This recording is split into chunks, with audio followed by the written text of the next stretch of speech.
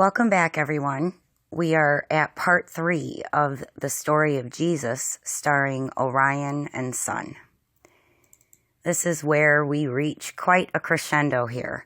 So we're going to look at the same time period that we've looked at in the last two pieces. We're looking at what is known as February 26th, 2020 commonly, through the 40 days of Lent, or the season of sacrifice, as it's known in the Christian religion, it begins on Ash Wednesday and ends on Easter Sunday. So this year, that 40-day period runs from what we commonly call February 26th, 2020 through what we commonly call April 12th, 2020.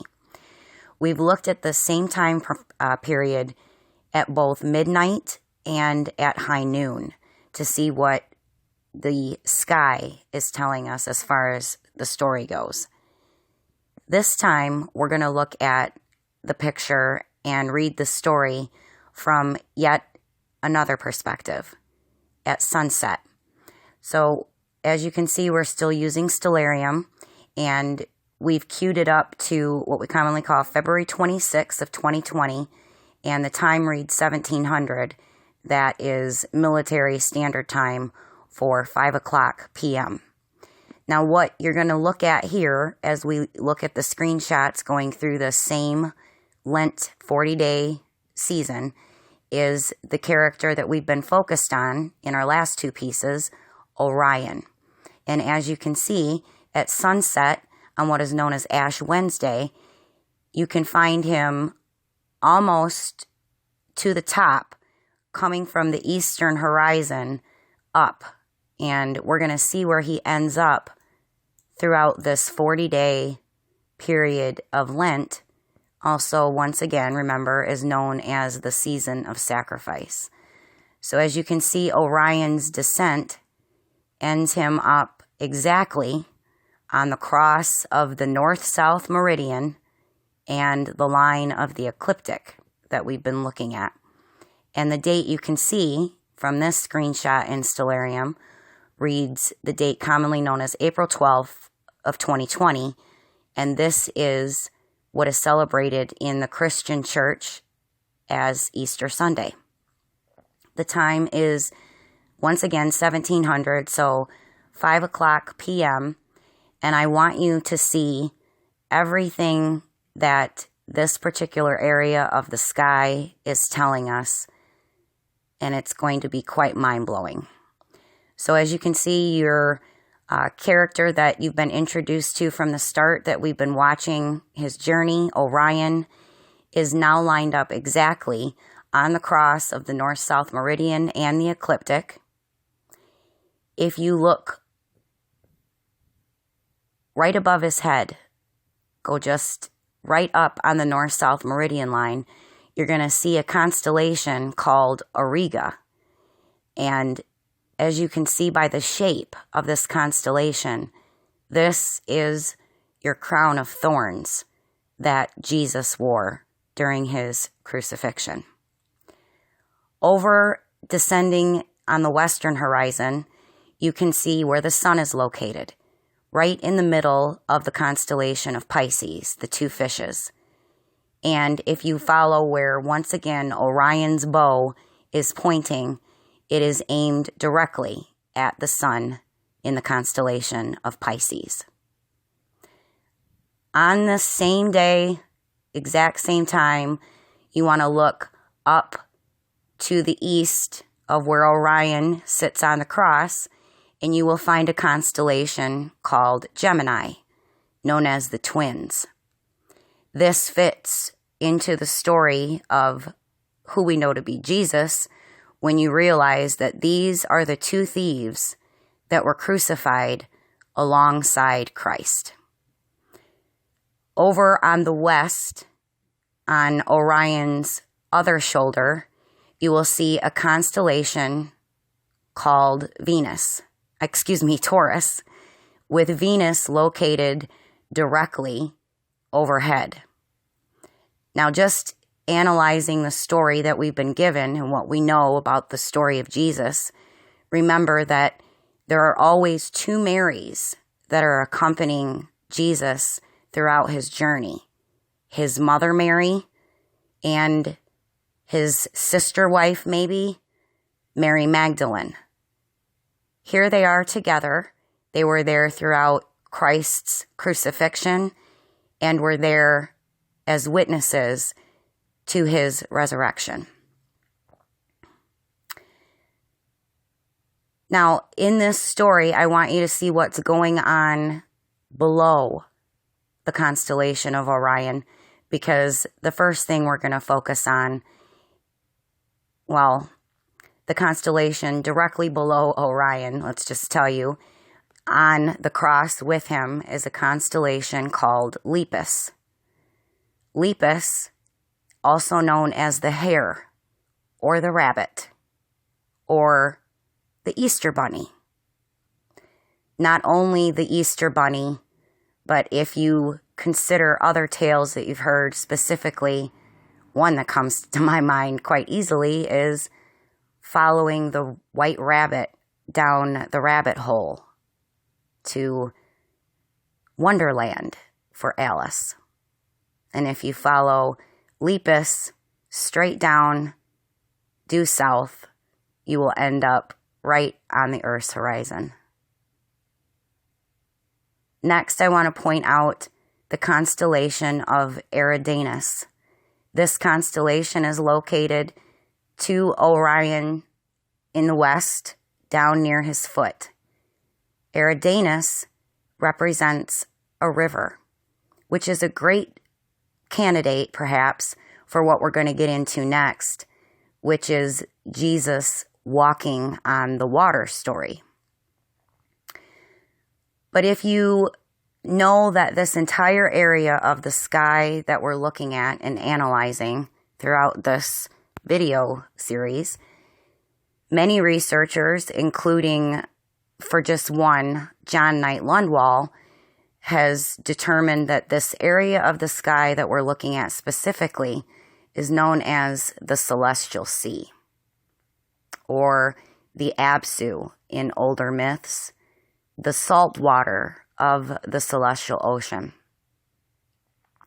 So considering that this area is known as the celestial ocean, and why many constellations that you will find in this area of the sky are named appropriately after things you would find in the sea, including sea creatures,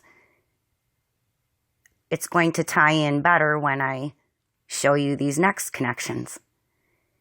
When you go all the way to the Earth's horizon, below where Orion is hanging on the cross, you will find three constellations we're going to focus on next that shows you that this is not only New Testament myths, but this is even older than that. The three constellations that we're going to focus on the eastern horizon, right at where the Earth is meeting the sky, rising up on Easter Sunday at sunset, you will find three constellations called Pyxis, Puppis, Columba, and I forgot one here. There's actually four. And so we're going to start with Pyxis. Pyxis is known as the mariner's compass. That obviously fits with all of our celestial sea and water symbolism. Next is Puppis, or the stern of the Argo. This was once a massive constellation that was split into three different constellations. Puppis is the stern of that once massive boat or ship.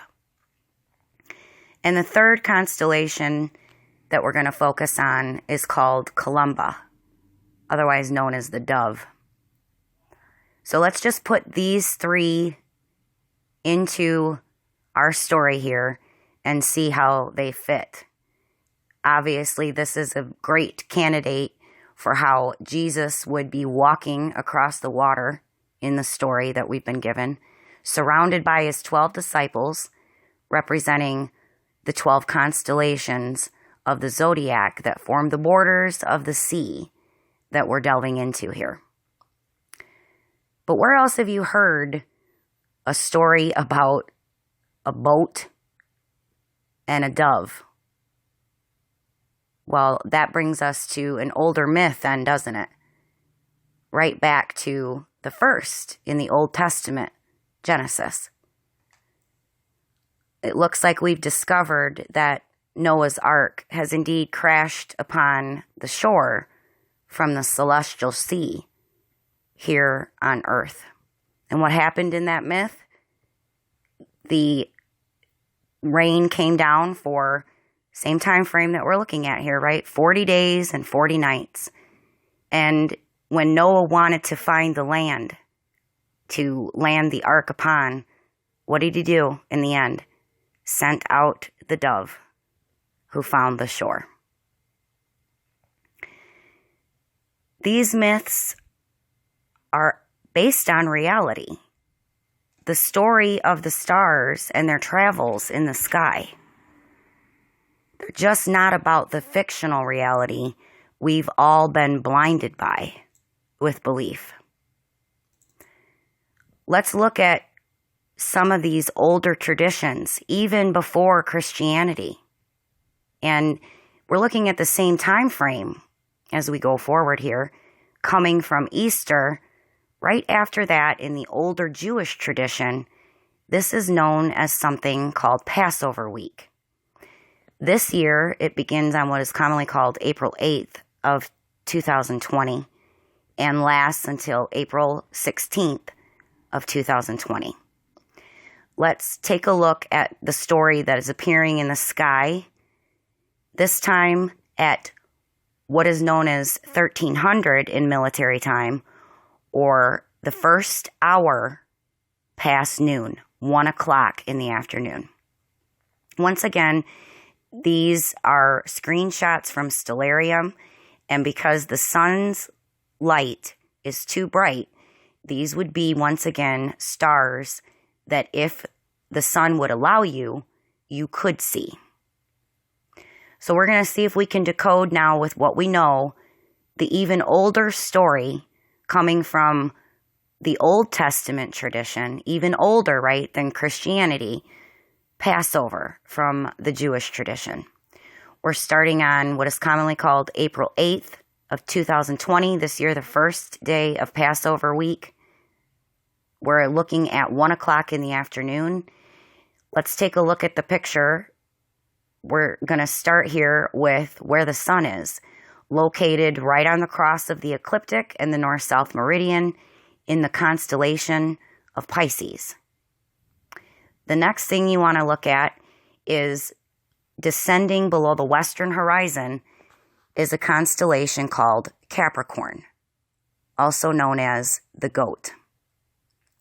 You're going to find out where the scapegoat really comes from. The other thing I want to draw your attention to is up at the top of the image, you can see that the constellation of Pisces representing the two fishes, the second head or the second fish, the fish's head, is actually on the line right in the middle of the north-south meridian. And finally, over in the east, on the ecliptic, you will find the constellation of Taurus.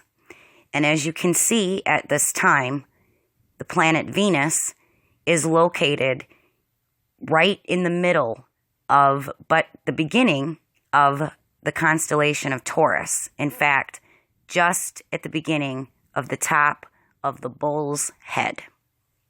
Let's watch what happens as we go through Passover week and you're watching all of these variables in the sky and what happens to them.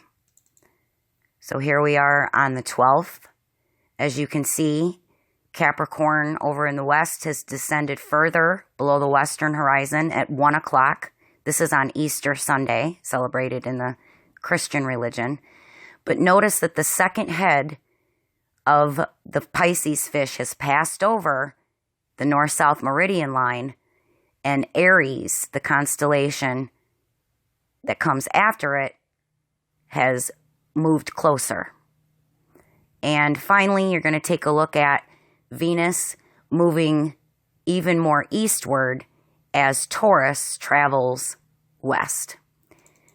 We're going to land on the last day of Passover week, what is known commonly as April 16th, 2020 this year, at 1 o'clock in the afternoon, an hour after the sun has reached its highest point in the sky. You notice that Capricorn has almost completely descended in the western horizon. It has been sacrificed, in other words. You will notice that the constellation of Aries has now moved into the path of the north-south meridian line, and the constellation of Pisces has moved past it. The sun is still hanging on the cross right in the middle of the north-south meridian line and the ecliptic. And the last detail to point you to is the constellation of Taurus and its location with Venus. Venus is now passed completely over the head of the constellation of Taurus and has gone to the east side. What we are looking at here is the secret decoder ring for the greatest stories that have ever been occulted from our knowing. They are our modern day myths and our ancient ones as well. Let's end it here and pick it back up as we continue on with the rest of the story in part 4.